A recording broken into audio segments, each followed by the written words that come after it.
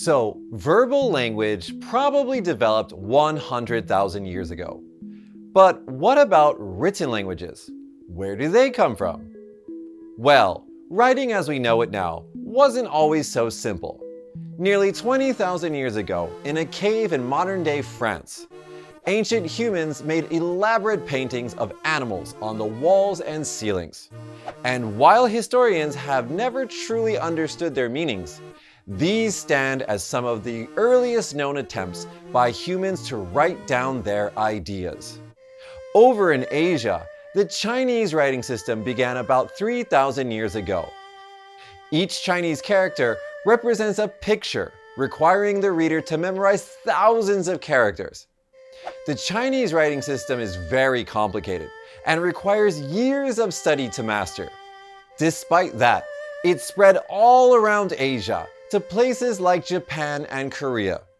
Later, the Japanese, wanting something simpler, developed a phonetic system of their own from the Chinese characters that would allow them to write words using 46 sounds.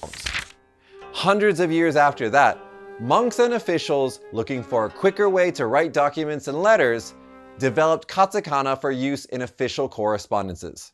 Then, in the 1400s, the Koreans created Hangul, replacing the complicated Chinese characters with a writing system so simple that it could be learned in a day. But predating the Chinese writing system entirely were, of course, the Egyptian hieroglyphs.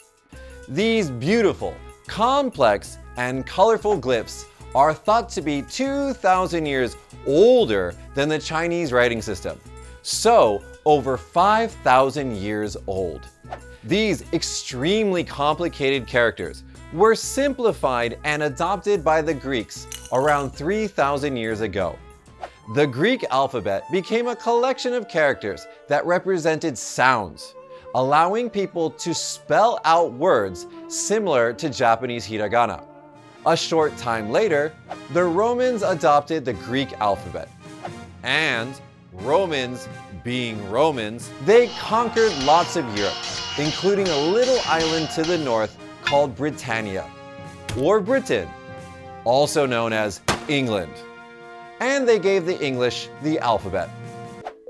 So, Asian countries write using writing systems based on ancient Chinese characters, and English-speaking and European countries write using a writing system that came from ancient Egypt. Cool, huh?